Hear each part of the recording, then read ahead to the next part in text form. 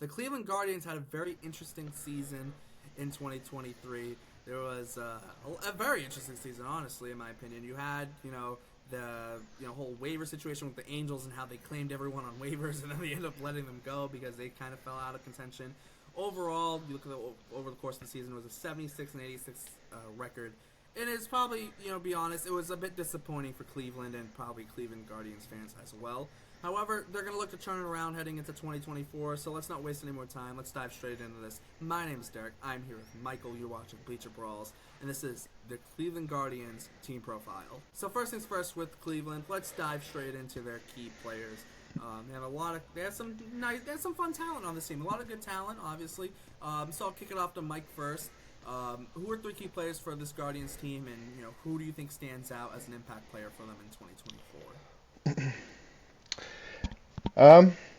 I think you got to go with Gavin Williams.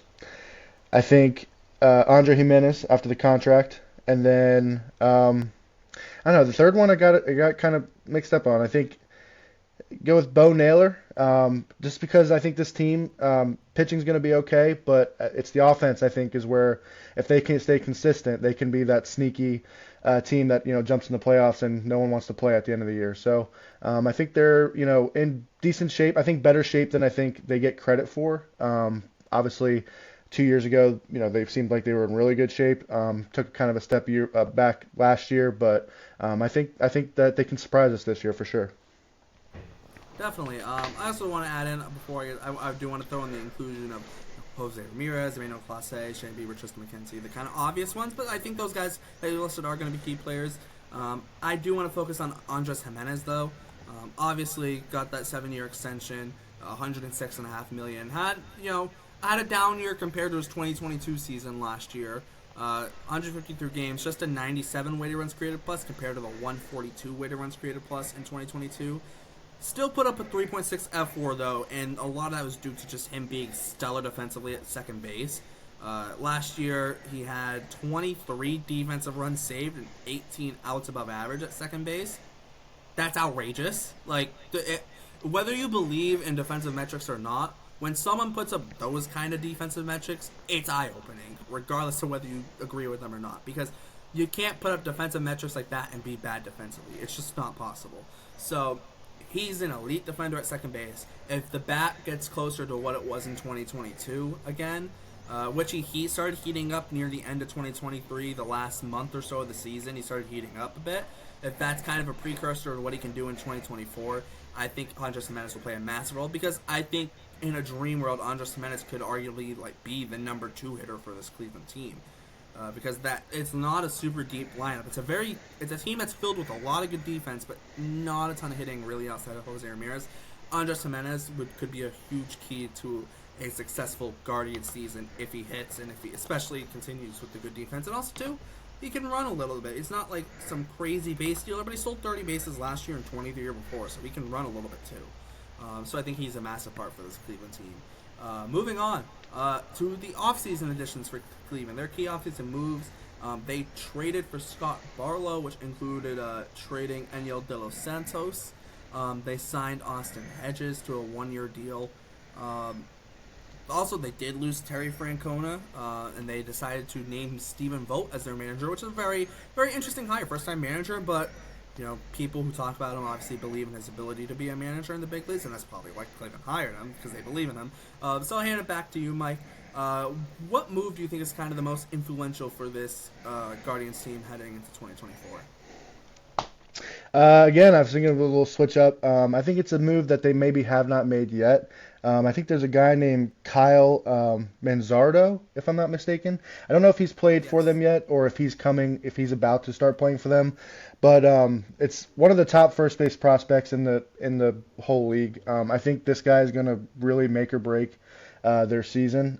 They have a lot of high expectations for him. So I think, along with the pitching depth they've got, I think if this dude comes on and plays well, they're going to have a team for sure this year. And it makes a situation with Josh Naylor interesting too, because he'll be a free agent in a couple of years, so that's also makes it interesting. Manzardo came over in the Aaron Savali deal. I liked him a lot when he was with the Rays. Had a bit of a down year last year in the minors, but was still good. And in 2022 was just tearing the cover off the baseball in the Rays system. he can hit. He's a first baseman. He can hit. Lefty first baseman, but he can rake. For me, I'm a little kind of back and forth before this. I was like, do I take make Francona leaving and bring in Stephen Vogt as manager? But actually, you haven't seen our Cincinnati Reds video. This is a little bit of a hint for what we did for the Reds. What I went for with the Reds. I'm taking Cleveland winning the draft lottery and getting the first pick. I think you look at a Cleveland team, right? They're in a bit of a weird spot in the sense of they're too good to tank, right? They have too much talent to tank at all. I think they'll probably be around 500, if not I think at worst they'll be around 500, like they were last year. I mean, 76 and 86 is still around 500, right?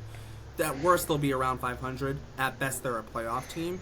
They're not bad enough to tank and really try and get a good pick, right? So the fact that they jumped up 9 spots from the potential 10th pick to the first pick, that really opens it up for them. And the top 2 teams in the draft are the Guardians and Reds. Those are 2 teams that could very well be playoff teams next year. The Guardians are in the weakest division in baseball, but you're adding this spot. But there's a team like the Royals who are young and exciting, right? So adding a top prospect to a farm system who is gonna Manzardo's gonna be in the big leagues, right? You have Brian Rocchio, who's played in the big leagues a little bit already, 23 games. You have Daniel Espino, who can't stay healthy to save his life, but his fastball's arguably the best fastball in all the minor leagues, but he can't stay healthy. So the farm system outside of those guys, it's a little bit weaker, but so the depth is a little bit, and the farm system depth is a little bit, iffy in some senses, in terms of it's not like a great farm system. It's not a bad farm system though, right? But I wouldn't say it's a great farm system. But you add a top prospect to that farm system, it's a good farm system probably. That always helps, right? So I think that's a big development for them, and also too, the fact that you weren't bad. They were a playoff team 2 years ago. They still weren't bad last year, and now they get the first pick in the draft. Who knows? I'm not saying they're going to trade this person who's the first overall pick, but let's say this Guardians team gets good and they need to pull a big trade. Maybe not this year. Maybe it's next year, though, right? Now you have a top prospect where if you need to make a move, maybe you could flip someone like that. Or maybe this top prospect becomes a star for you, and being a smaller market team, they're not a big market team, maybe being able to bring in another star player next to Jose Ramirez, right? That's all you can really ask for, because they can't pay the big free agent deal. So getting the first overall pick, I think, is massive for a team like Cleveland and for that organization. Moving on to expectations, though, for 2024.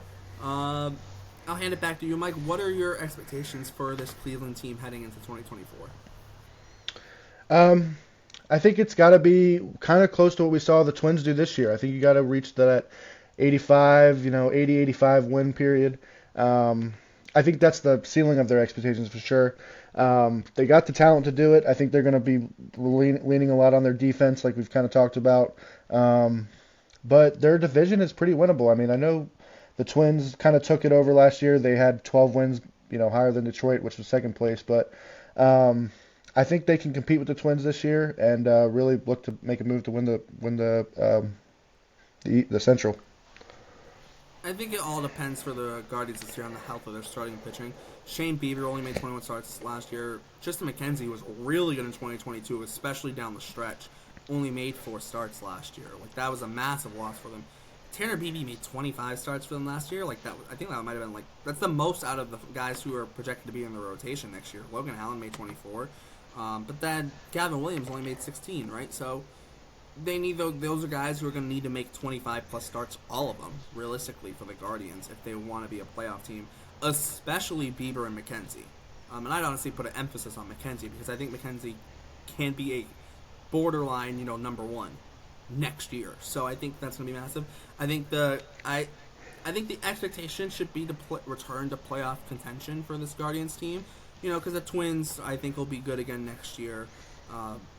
And I wouldn't sleep on a team like the Tigers. I mean, they won 78 games last year. You never know, right? And even a team like the Royals, I know they were bad last year, but you have Bobby Witt Jr., Vinny Pasquantino's going to be healthy. Don't sleep on them. I think it'll be a sneaky division. I don't think there's any going to be I don't think it's going to be a really, really good team in this division. But I think it could be a little bit sneaky in some senses. You might have a Royals team that wins 70 games, but they're beating the top teams in the divisions and series, right? So some sneaky, in that sense. But I think the expectation needs to be for them to return to playoff contention at the very least. Fight for a wild card spot at the worst. I think that's got to be the aim. But I think that's a good place to kind of wrap this up too. Like I think that's got to be the expectation for 2024. If you haven't been checking out our team profiles, make sure to check them all out. We have a bunch of them coming out still. We're still on the road for 40 videos in 40 days. We are cranking them out. So make sure to check all of those videos out. Make sure, Cleveland fans, let us know your thoughts in the comments on your team entering 2024. And from Mike, my name is Derek. Thanks for tuning in to Bleacher, Brawls and this Cleveland Guardians team profile, and we will see you next time.